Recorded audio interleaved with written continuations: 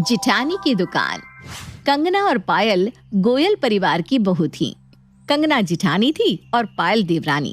कंगना स्वभाव में थोड़ी सीधी सादी और नरम दिल की थी, वहीं पायल बड़ी तेज तर्रार और चालाक किस्म की औरत थी। दिन के 24 घंटे में से 25 घंटे वो यही सोचने में बिता देती कि किस तरह चालाकी दिखाकर वो घर के काम और जिम्मेदारियों से दूर भाग सके। एक दिन, अरे पायल, कल जब तुम बाजार जा रही थी तो मैंने तुम्हें कहा था ना कि बाजार से लौटते समय माँ जी के लिए एक शॉल लेते आना। बहुत ठंड पड़ रही है और माँ जी का शॉल बिल्कुल बेकार हो गया है, फिर तुम लेकर क्यों नहीं आई? बड़ी चालाक है भाभी आप। जब भी खर्च करने की बारी आती है बड़ी चालाकी से आप बाजी को मेरी तरफ घुमा देती हैं, और जब माँ जी के सामने नंबर बढ़ाने का मौका होता है तो लपक कर आप उनकी आज्ञाकारी बहू बन जाती हैं। क्यों, ठीक कहा ना? अरे बताओ तो, मैंने ऐसा कब किया पायल? और माँ जी कोई मेरे अकेले की सास नहीं है। तुम्हें माँ जी की सेवा करने से किसने रोका है? जितना मन करे उतनी सेवा करो और खूब नंबर बटोरो, लेकिन तुम्हें तो हाथ पैर हिले बिना ही 5 उंगलियां घी में और सर कढ़ाई में चाहिए। और तुम्हारे कहने का मतलब क्या है, हाँ? कि जब भी खर्च की बात आती है तो मैं खर्च को तुम्हारी ओर टाल देती हूँ। बताओ तो जरा, आखिर कब मैंने माँ जी के ऊपर खर्च करने से अपना हाथ पीछे खींचा है? अभी पिछले महीने ही मैंने उनके लिए नया चश्मा बनवाया है, और मैंने कोई एहसान नहीं किया, ना मैं कोई एहसान जता रही हूँ। मैं बस तुम्हारी बात का जवाब दे रही हूँ। इसलिए आगे से मुझसे कुछ भी कहने से पहले ना 2 बार सोच लेना, क्योंकि ना मैं किसी से गलत बात कहती हूँ और ना ही गलत बर्दाश्त करती हूँ। कंगना देवरानी पायल को बातें सुनाने के बाद अपने कमरे में चली गई थी। दरअसल पायल का स्वभाव ही ऐसा था, जहाँ सासू माँ के ऊपर पैसे खर्च करने की या उनकी सेवा करने की बात आती, वो झट से दाएं बाएं हो जाती। लगता है अब इस समस्या का कोई स्थायी समाधान ढूंढना पड़ेगा। आज तक तो कंगना भाभी गूंगी गाय बनकर सब कुछ सह रही थी, कभी कुछ नहीं बोलती थी, लेकिन आज तो उन्होंने भी अपना मुंह खोलकर ये साफ कर दिया है कि अब ये सब बर्दाश्त नहीं करेंगी। ऐसा क्या करूं कि मुझे इन सब से परमानेंट छुटकारा मिल जाए? इससे पहले कि भाभी मुझे माँ जी का खर्च बांटने या काम करने का दबाव बनाए, मैं अपना रास्ता ही अलग कर लेती हूँ। ना रहेगा बांस और ना बजेगी बांसुरी। सुनिए जी, आखिर कब तक हम एक कमरे में रहकर गुजारा करते रहेंगे? ऊपर का पूरा फ्लोर किराए पर देकर हम लोग यहाँ एक कमरे में गुजारा कर रहे हैं। अरे अब बच्चे भी बड़े हो रहे हैं, आखिर कब तक ऐसे ही चलता रहेगा? बस बहुत हो गया जी। अब मैं ना माँ जी से बात करके ऊपर का फ्लोर हमें देने के बारे में कह कर रहूंगी। भाभी को रहना है तो वो रहे एक कमरे में, लेकिन अब मेरा गुजारा एक कमरे में नहीं होता। देखो पायल, तुम्हें जो करना है वो करो। मेरे पास तुम्हारे इस महाभारत को सुनने का समय नहीं है। मेरे पास और भी बहुत से काम रहते हैं। कम से कम घर आकर मैं सुकून से कुछ समय बिताना चाहता हूँ। तुम माँ से बात कर लो, फिर जैसा माँ कहे आपस में देख लेना। बस भगवान के लिए मुझे बीच में मत घसीटना। पति की तरफ से हरी झंडी मिलते ही पायल अगले ही दिन अपनी सास के पास पहुंच जाती है। माँ जी, जब तक बच्चे नहीं हुए थे हम लोग आराम से एक कमरे में रह लेते थे, लेकिन अब बच्चे भी बड़े हो रहे हैं, एक कमरे में मेरा काम नहीं चल रहा। आप ऊपर के फ्लोर से किराएदारों को हटा दीजिए ना, ऊपर का फ्लोर हम इस्तेमाल करेंगे। देखो तो, बड़ी बहू इतने सालों से एक कमरे में गुजारा कर रही है और तुझे सबसे पहले अलग होने की आग लगी है, और तुझे ही ऊपर का फ्लोर क्यों दे दूं? बड़ी बहू की भी तो इच्छा हो सकती है कि ऊपर वो रहे। कोई बात नहीं माँ जी, मैं बात को तूल देना नहीं चाहती। अगर पायल को ऊपर का फ्लोर चाहिए तो आप इसे दे दीजिए, मुझे कोई दिक्कत नहीं है। मैं नीचे ही रह लूंगी, आप तो ऊपर जाएंगी नहीं, इसलिए मैं तो आपके साथ नीचे ही खुश हूँ। जेठानी की बात सुनकर पायल के मन में तो खुशी के लड्डू फूटने लगते हैं। हाय, उसकी तो मुंह मांगी मुराद पूरी जो हो गई थी। ये हुई ना बात। अब माँ जी तो सीढ़ी चढ़ के ऊपर आ नहीं पाएंगी, और सीधी सी बात है, जहाँ माँ जी रहेगी वहीं उनके रिश्तेदार और मेहमान भी आएंगे। ऊपर रहने के तो फायदे ही फायदे हैं, न काम का झंझट न मेहमानों का। अब भाभी लगी रहेंगी अकेले मेहमानों की खातिरदारी में, कभी चाय बनाओ तो कभी नाश्ता लगाओ। तंग आ गई थी मैं तो, अब जाकर चैन की बंसी बजाऊंगी। जल्दी ही ऊपर के फ्लोर से किराएदारों को हटाने के बाद पायल ऊपर शिफ्ट हो जाती है। माँ जी, मैं ये सोच रही हूँ कि हमारा घर एकदम सड़क के किनारे है, अगर आगे वाले कमरे में हम दुकान खोले तो कैसा रहेगा? अरे ये तो तूने बहुत अच्छी बात सोची बेटा, लेकिन दुकान पर बैठेगा कौन? आप चिंता मत करिए माँ जी, घर का काम मैं सुबह जल्दी उठकर निपटा दिया करूंगी। उसके बाद मैं ही पूरा दिन दुकान पर बैठा करूंगी। और अगर दुकान चल जाएगी तो हमारी फाइनेंशियल कंडीशन में काफी सुधार आ जाएगा। ठीक है बेटा, मुझे कोई एतराज नहीं है, जैसा तुझे ठीक लगे। जल्दी ही जेठानी कंगना सामने वाले कमरे को दुकान में तब्दील करवा देती है और उसमें जनरल स्टोर का छोटा बड़ा सामान लाकर भर देती है। हाय, बड़ी चालाक निकली कंगना भाभी तो। इतने सालों से मैं नीचे रह रही थी, तब कभी इन्हें दुकान खोलने का आइडिया नहीं आया। मेरे ऊपर आती ही उन्होंने दुकान खोल ली। मेरी अकल भी पता नहीं कहाँ घास चरने पहुंची रहती है। मैं आज तक ये बात क्यों नहीं सोच पाई। जब से कंगना ने दुकान खोली थी, पायल का ध्यान बस दुकान पर ही लगा रहता था। वो दिन भर बालकनी में बैठकर दुकान पर आते जाते ग्राहकों की गिनती करती रहती थी। शैलेश, आपको कुछ पता भी है घर में क्या चल रहा है? अरे नीचे हमारे वाले कमरे में भाभी ने दुकान खोल ली है और आप तो बिल्कुल गूंगे बने रहते हो। आप कुछ बोल नहीं सकते थे क्या?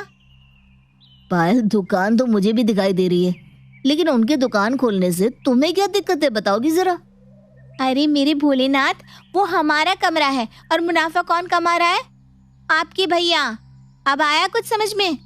ज्यादा दिमाग मत चलाया करो पायल।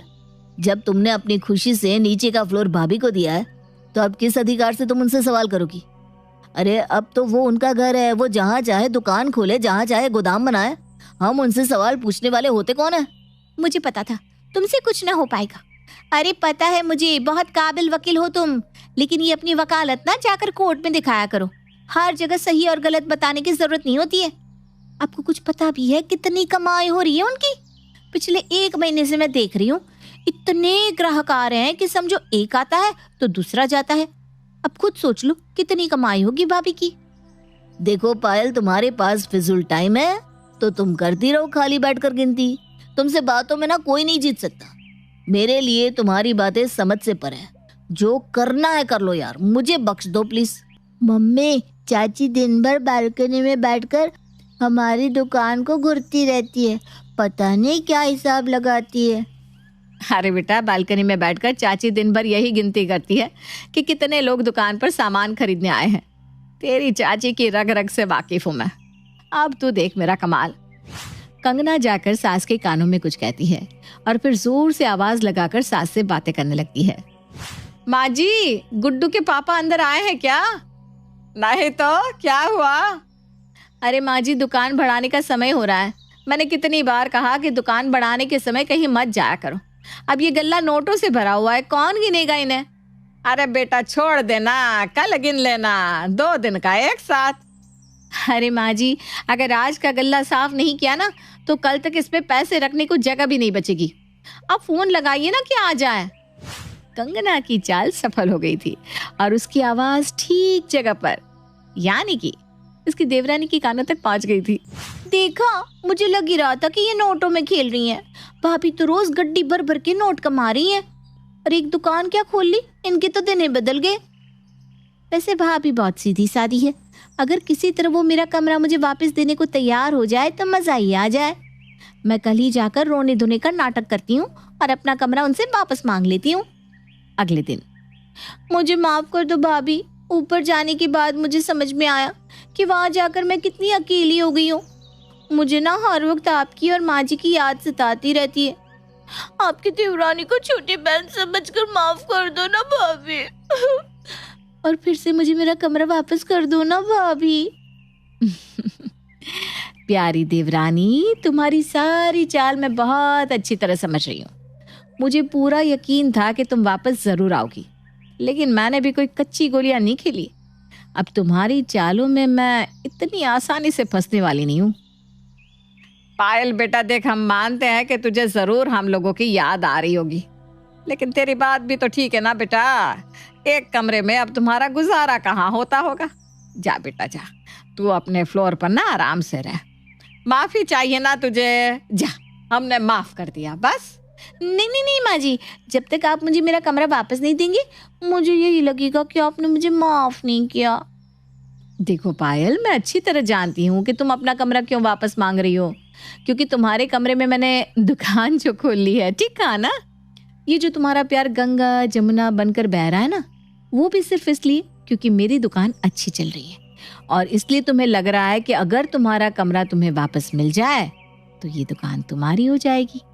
ठीक कहा ना मैंने मेरी प्यारी प्यारी भोली भाली देवरानी?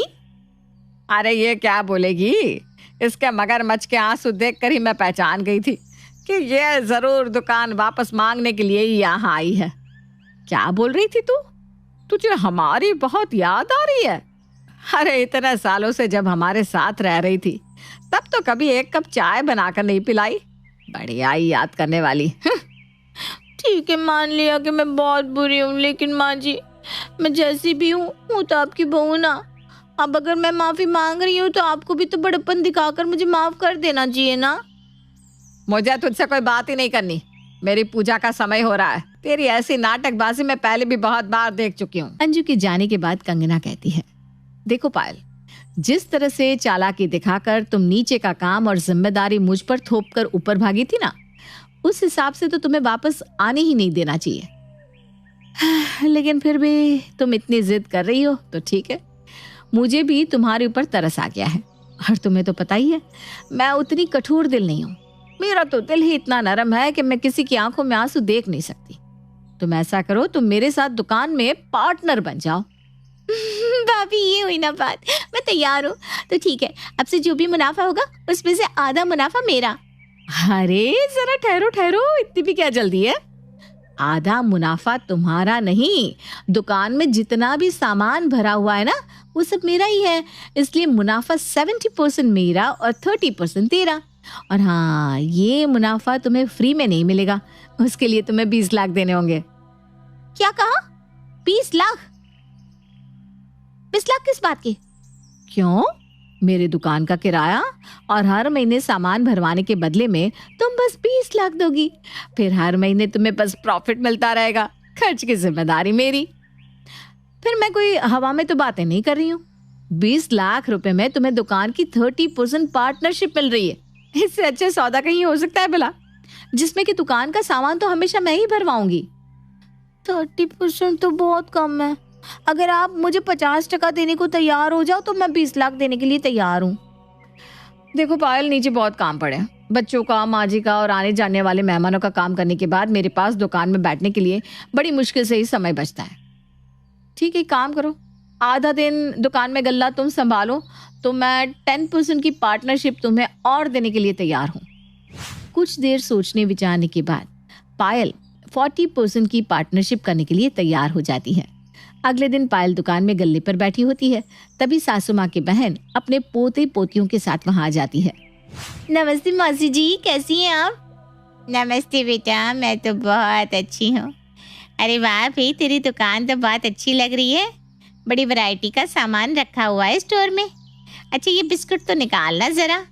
कौन सा वाला? ये क्रीम बिस्किट, ये लीजिए। ऐसा कर, ये बिस्कुट अंदर कंगना के पास पहुंचा देना। कहना चाय के साथ नाश्ते में यही बिस्किट दे दे और वो एक पैकेट काजू नमकीन भी दे देना। मौसी की बात सुनकर पायल का पारा 7वें आसमान पर पहुंच गया था। वाह भी वाह, ये क्या बात हुई? मेहमान बनकर आओ और दुकान का सामान मुफ्त में उड़ाओ। ऐसे तो हमारी दुकान चल चुकी। पता नहीं माँ जी ऐसे रिश्तेदारों को मुंह क्यों लगाती है। जाते समय मौसी जी एक बार फिर दुकान में आती है। पिंकी, गट्टू, लो बेटा ये चाची की तरफ से टॉफी खोलो। अच्छा ऐसा करो, किंडर जॉय ले लो, बहुत पसंद है ना तुम दोनों को। और यहाँ तो घर की सी बात है, क्यों बेटा?